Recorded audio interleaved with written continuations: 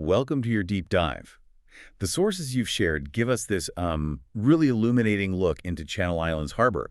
It captures a fascinating moment. It really does. It feels like a study in extremes. Right. You've got these high-spirited holiday celebrations, rock and roll themes, and then right alongside it, you have massive infrastructure projects and some pretty critical environmental warnings.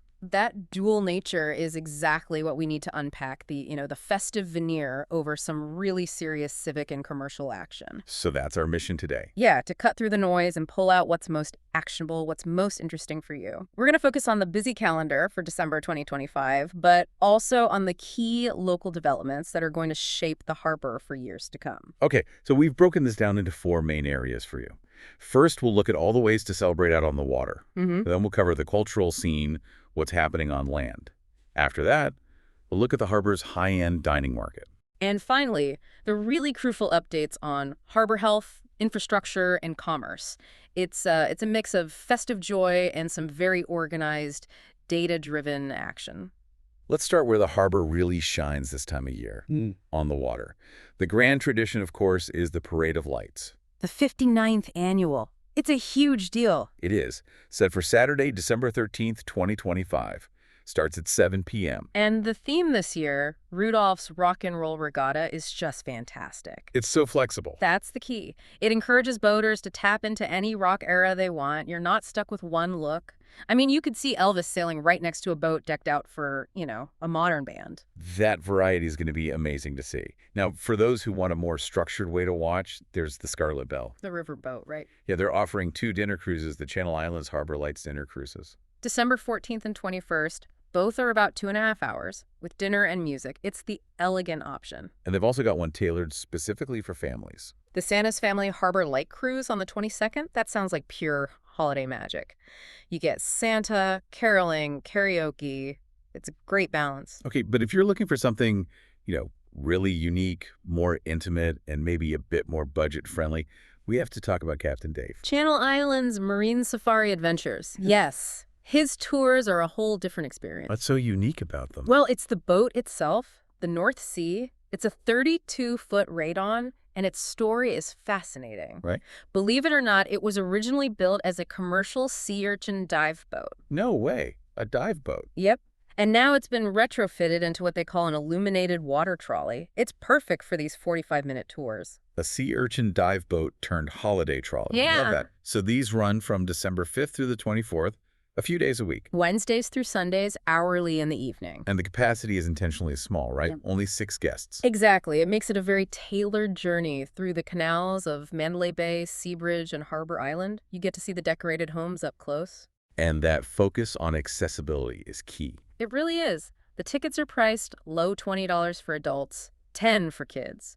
And they even let guests vote for their favorite decorated house.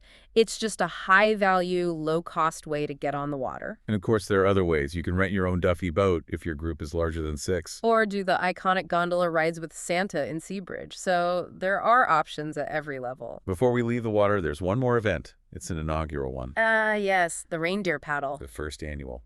Kicks off the day of the parade, Saturday the 13th at 11 a.m. And the sources really emphasize dressing up for this one. Festive gear, antlers, ugly sweaters. Because there are prizes, including Legoland tickets. It's just a really playful, active way to start the day. Okay, so transitioning from the water, let's look at the culture and community engagement on land. Yeah. What really stands out is this commitment to accessible, high-quality arts and strong civic outreach. My favorite cultural find in these sources was the Elite Theater Group's show, A Christmas Carol Experience. This is so much more than a standard play. It's totally immersive. It is. It runs from December 5th to the 21st, and it's it's a walking tour through different rooms of the historic theater building itself. Groups of about 20 to 25 people. Exactly, and they depart every 15 minutes.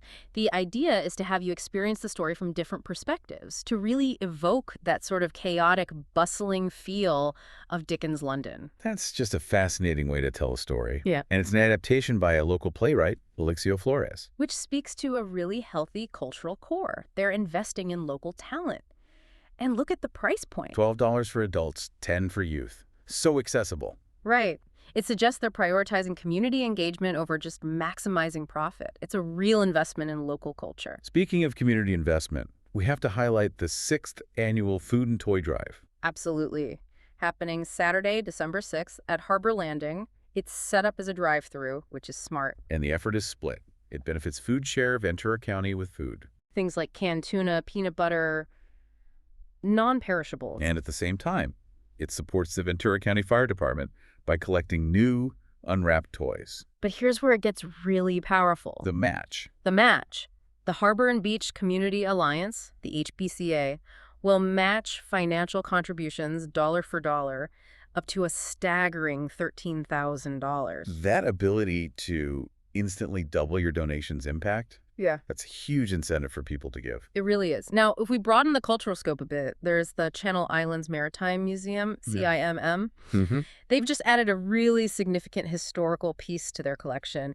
It's a replica of Admiral Lord Nelson's coat and hat. The one he wore at the Battle of Trafalgar. A highly accurate replica of it, yes. It's part of their Nelson and Trafalgar exhibit. Right. The museum is a great historical anchor for the whole area. Right. You can visit most days of the week and see 400 years of artwork, these incredible wooden model ships. Yeah. It gives you that tangible connection to the past. Okay, let's pivot and turn our attention to the culinary landscape.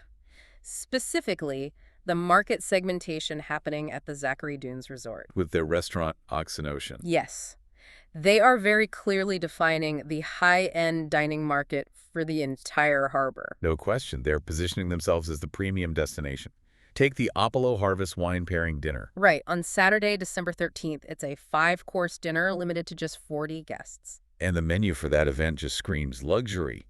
Beef carpaccio, braised pork belly, herb-crusted sea bass. It's signaling exactly who their target client is, and their whole holiday pricing strategy confirms this. They have these high-end, structured dining events for Thanksgiving, Christmas Eve, Christmas Day. And New Year's Eve.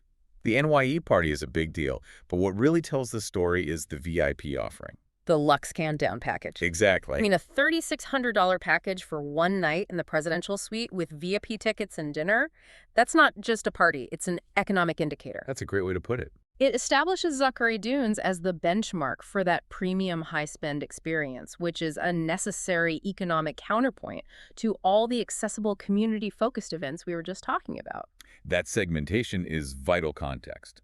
But there's a local counterpoint to that luxury. The holiday market. The holiday market shopping event on Sunday, December 14th. Yes, and that brings the focus right back to local craft.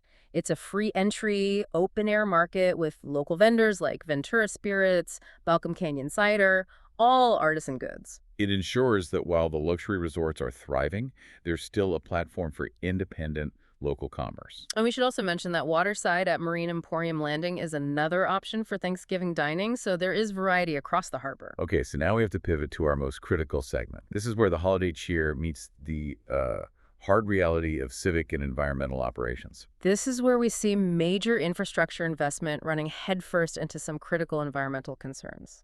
And the biggest operational issue that comes up in the sources is water quality. The Channel Islands Neighborhood Council, CINC, brought this to the City Council meeting on November 18th. And this raises a profoundly important question about the harbor's long-term viability. What's the core of the problem? It's a lack of proper water circulation that's been an issue ever since the Edison power plant closed down back in 2017. So this is not a new problem. Not at all, but the CINC is saying the time for waiting is over. They're stressing the immediate need for mitigation, for action plans, and they're backing it up with an extensive report from Craft Water Engineering. This isn't just a complaint. It's a data-driven crisis being presented by organized community leaders. And while this environmental pressure is mounting, the harbor is in the middle of this huge financial and physical expansion. Exactly. Construction on Bahia Marina and Anacapa Isle Marina is moving fast. They're both aiming for completion in January 2026. Who's the driver behind that? The financial driver is Suntex Marina. They're the primary source of financing for the dock rebuilding, and they just acquired 2 more marinas. Bringing their total portfolio there to 8. 8 marinas, plus a commercial fishing marina. It's a massive consolidation, a huge economic insight. It certainly is. Suntex is betting heavily on the harbor's future, but the CINC report raises the critical question.